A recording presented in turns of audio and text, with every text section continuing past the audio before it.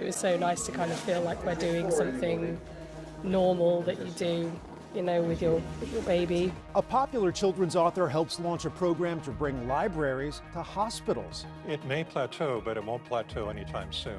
This year may be tough for people suffering from seasonal allergies and the areas of the world with the worst air pollution.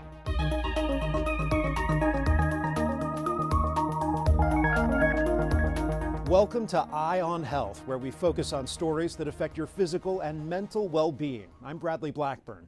We begin with a breakthrough for organ transplantation. An artificial heart helped keep an Australian man alive while he waited 100 days for a real donor heart. The patient, in his 40s, received the mechanical implant last November.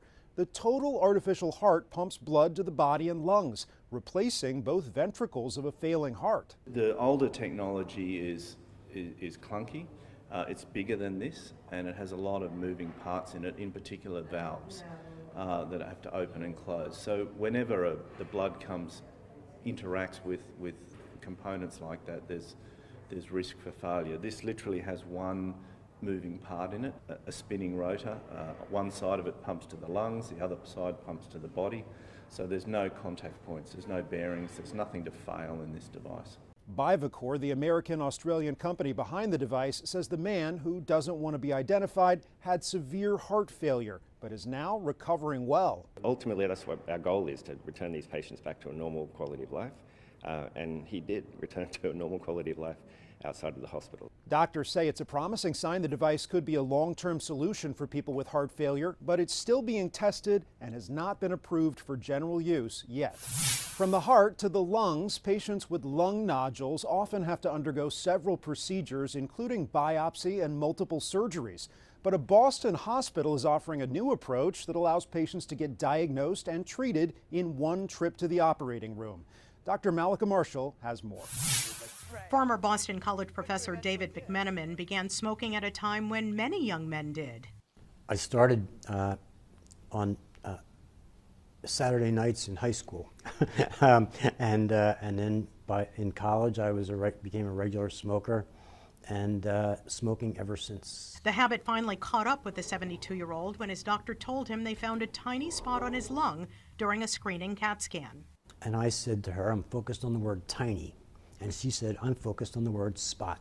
Lung cancer kills more people in this country than any other cancer, but if it's caught in the very early stages, it can be cured. David's lung cancer was so small that removing it with traditional surgery would be challenging, but BIDMC in Boston offered him a new option.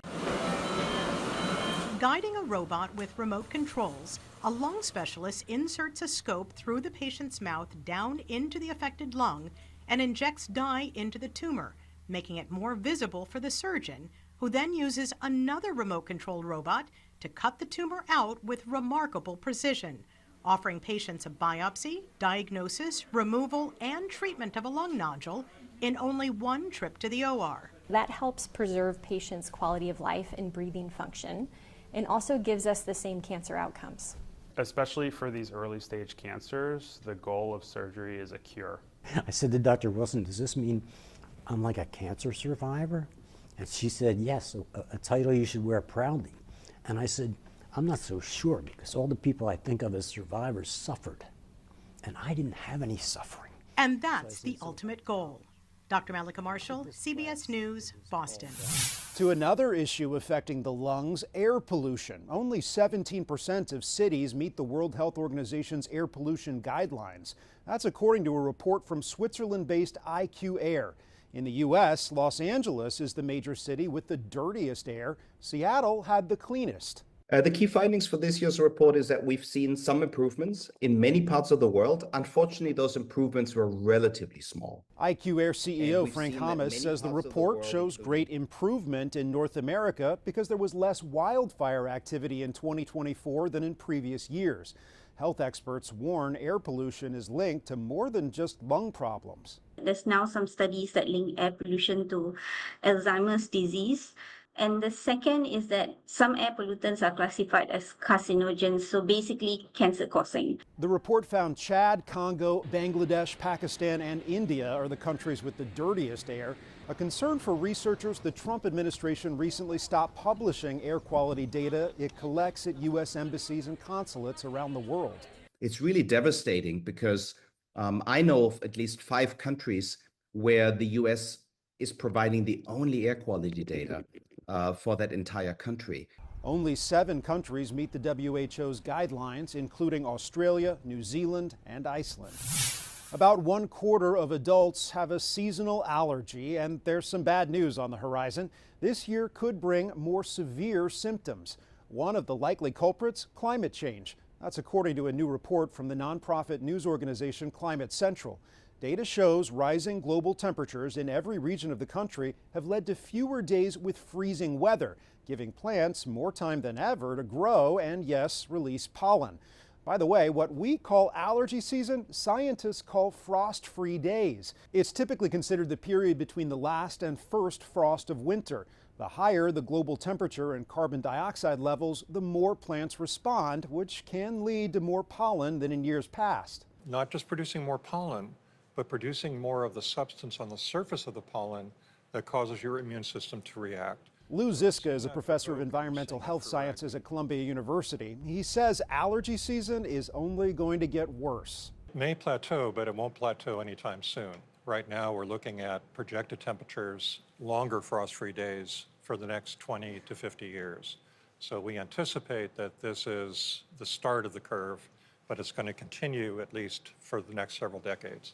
Experts recommend starting a daily allergy regimen before the season kicks in and visit an allergist for extra help. So how often do you actually get a full 8 hours of sleep? A new survey shows most Americans are missing out on their shut-eye. Michael George talked to experts about how to fix it. Like most college students, for Izzy Peterson, sleep is not priority number 1. Do you get enough sleep? I don't think so.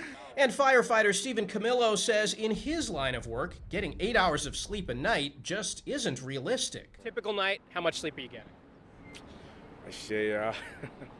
I guess we get like 2 to 3 hours. 2 to 3 hours. Yeah. A new survey by the National Sleep Foundation finds 6 in 10 Americans aren't getting enough sleep. And sleep expert Joseph Drzewski says it's taking a toll. Adults with poor sleep health were 2 times more likely not to be productive at home, 2.5 times more likely not to be productive at work. People who do get 7 to 9 hours of sleep a night report performing better at work and had better physical and mental health. Those who don't are feeling the impact. I feel like I'm less productive. I get stressed out so much more easily. I get emotional a little bit. I'm usually like cranky. I just want to sleep. I don't want nobody to bother me. Here's a few things sleep experts say we all should be doing. Get exposure to bright light in the morning. Get daily physical activity. Eat meals at consistent times. At night, avoid heavy meals, nicotine, alcohol, and caffeine.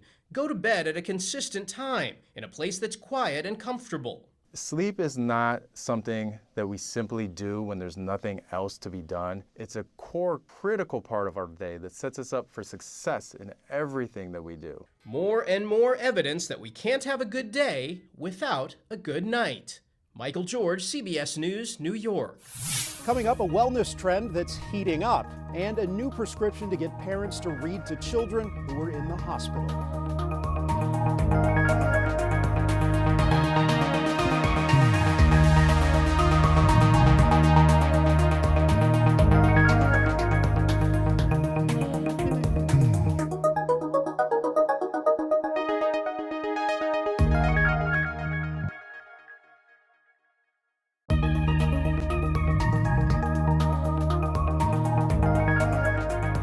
Welcome back. Saunas have been a mainstay at gyms for decades, but the spaces are getting new attention for possible health benefits.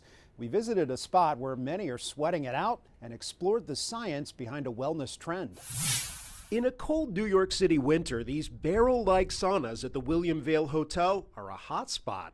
The hotel rolled out its winter spa with skyline views and inside soaring temperatures that start at 110 degrees. James Volpe was recently soaking it all up.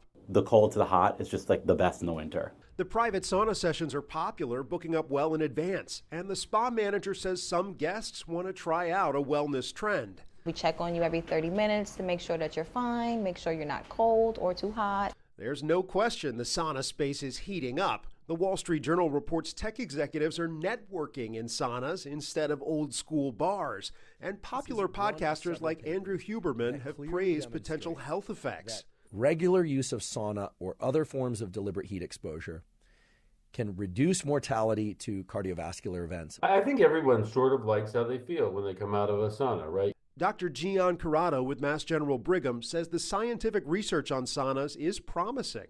What is it about sauna use that might be helpful to the body? We need to understand exactly the mechanism better, but what we know is that blood pressure comes down. We know that studies of the arteries and vessels look to be more healthy after a sauna. The caveat is we don't know how much sauna time is a healthy dose for different people. We need more randomized controlled trials. We need more specific data on different demographics. Plenty of questions, but for many, the sauna is worth the sweat now. You can just literally come here and sit down and have some peace and quiet and tranquility. I think that's the biggest draw for me. A hot take that could boost your health. Michael Rosen is the author of the popular children's picture book, We're Going on a Bear Hunt. This month, he helped launch a program that will give 20 libraries to 13 hospitals in the United Kingdom for families with children in intensive care units. The BBC's Carl Mercer reports. You can tell he's done this before. We're going on a bear hunt. We're going to catch a big one. What a beautiful day. His audience today, though, may be a lot younger and sicker than he's used to. We're not scared. Children's author Michael Rosen was in the paediatric intensive care unit at the Evelina, London, helping launch a new scheme to put libraries in children's hospitals.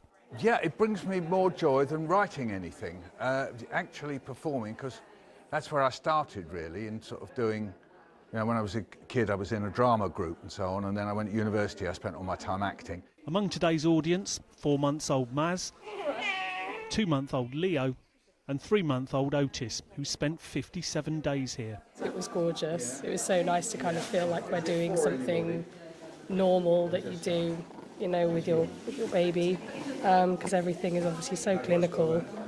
It's all wires and stats and things like that, and so just to kind of be parents with a baby, having a story read, it's just lovely. Uh-oh, a snowstorm. Something about reading and stories that brings comfort and familiarity into an area of a hospital that is completely unfamiliar to most people.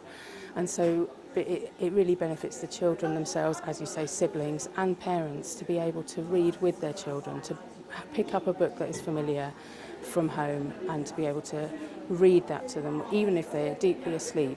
The scheme is the idea of the Spread a Smile charity. Being in hospital for a child is rubbish. It's awful. There's so much that's stripped away from these kids. Their childhoods just disappear and they spend weeks, months, sometimes years in hospital. So we're there to restore some of that lost childhood. Oh no, my boots got stuck. Remember? Here we go. Ready? The BBC's Carl Mercer reporting from London. It's now been 5 years since the World Health Organization declared the COVID-19 pandemic. It was the beginning of a wave of illness that took millions of lives worldwide, and hospitals were the front lines in a global battle to treat a then mysterious virus. We look back at the way it changed the lives of survivors and their doctors. In March 2020, when the world locked down, Sal Mazzara remembers the moment he felt symptoms. Then I had the fever, the cough were persistent, then sweats. The father of two from New York already had a lung condition, so when he struggled to breathe, his wife Josephine drove him to Mount Sinai Hospital. I could not believe what was going on, that I was just dropping my husband off at the hospital and wasn't sure if we were going to see him again. This was an epicenter right Yep. here. Yeah, it was. Our hospital was beyond capacity. Critical care doctor Sanam Ahmed remembers when the hospital filled up and tents were set up in Central Park. The city used refrigerated trucks to hold the bodies. All of a sudden, it was a deluge. It was just a lot of patients coming in all at once. While her own 4 children were in lockdown at home, she treated countless patients. Myself and my team are responsible for stabilizing the sicker COVID patients. We've been called to a bedside to see a patient who is having some problems with oxygenation. I've never seen so much tragedy in a short period of time. Sal spent weeks on a ventilator. He needed a tracheotomy and suffered a cardiac arrest. His family couldn't be by his side. We're probably going to take that trach out. Dr. Ahmed was. Sal, Hi, how you feeling? I'm feeling great. Yeah? So happy. Yeah, good. Everything's coming along. Everything's looking perfect. If you had a cardiac arrest, it was extremely unlikely that you would survive, and Sal did. He had a cardiac arrest and he survived it. There's not enough money in the world, enough thanks to thank them. After 45 days, Sal left Mount Sinai to go home. 5 years. Last week, for the first time since 2020. Hi Sal, it's so good to see you. Hi, nice you to look see you. so good. Yes, thank you. Doctor and patient met again. Oh, never forgot you, and I thank you for everything every day. A family that will never stop saying thank you. My hero, right here. Thank you. And reminding others what it took to survive. I hope that people remember how everyone supported each other. After the break, the reason why one high school brought dogs onto campus and an advancement in brain implants thanks to AI.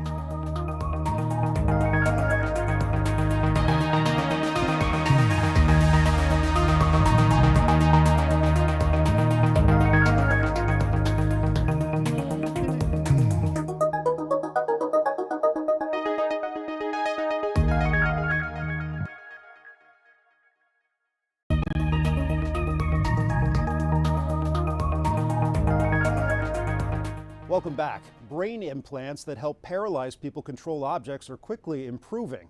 A team at UC San Francisco created a device that, with the help of artificial intelligence, did not need to be adjusted for a record 7 months. We spoke with study author Dr. Karunish Ganguly to find out more about it and what the future of this technology holds.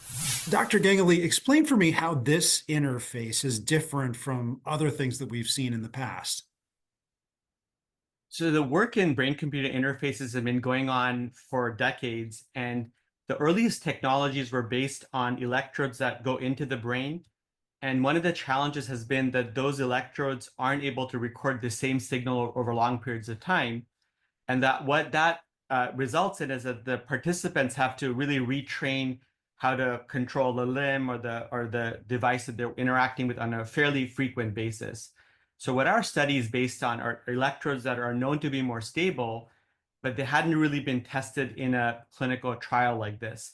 And so what we show is that our technology can allow similar types of performance been shown in the past, but the key advantage in our estimation is that our participants learned the type of control. It was extremely stable day to day. And you had a breakthrough in terms of the length of time that this worked the way it's supposed to. Absolutely. So, in science, we try to keep track of certain metrics. And for us, it was up to 7 months, which for us was just incredible. So that means that the participant learned to control a robotic arm to do a set of tasks in a home environment. And in this case, he could do it every single day, or when we wanted to ask him, without any training. We literally plugged it in, and we colloquially say he's now in a plug and play mode. It's like your computer mouse. You can plug it into the computer, it's ready to go. And this is something that we were able to demonstrate. And I think for us, it's the hallmark of something that can be used daily and could hopefully go into the home environment in the not too distant future. How far away are we from seeing this kind of technology actually end up in a product that helps people? I'm pretty optimistic in the next 3 to 5 years. There are a fair number of companies out there. Some of them are more visible, others are probably less visible to the public, but they're all racing is the right word to make technology that would be implanted in participants with paralysis. I'm very confident our technology would then be able to use that signal in the real world. You've worked with the participant here. What was it like for him to see this work? That's probably the biggest joy for us, is that when we started with the participant a number of years ago, we couldn't really say, based on our FDA clearance, to say we can really benefit. This is an experiment. We are hoping to do a trial to make sure we can get there. And when we do things like enable to open a cabinet to get a cup of water, each and every time he smiles. It's something that we can tell he's not getting used to. For him, it's not something he takes for granted. And so for us, it's very reinforcing to see that smile, for him to get excited. This study is basic core research. Would this kind of research have been affected by cuts at the federal level, and could they affect it moving forward? So first, to start with, we are funded by an NIH grant, and we're extremely grateful for this. It's really helped push this from a early feasibility to something that's in a slightly more advanced clinical trial. I'm hopeful that the NIH continues to support this. This is, of course, I'm a clinical neurologist, so I see a lot of patients with paralysis from a range of disorders, MS, stroke, spinal cord injury, ALS. So just a lot of disability out there. And I'm hopeful that this technology would help some version of their disability. As this gets better and better, we hope to be much more broadly applicable. And so I'm hopeful, and I'm grateful to the NIH. I really, really hope that they continue to support this research, because at least for this participant, I do feel it's transformative, and eventually over time can affect hundreds of thousands, if not millions over time, of patients. Dr. Krunish-Gageley with UCSF, thank you very much. Thank you for taking the time. Really appreciate it.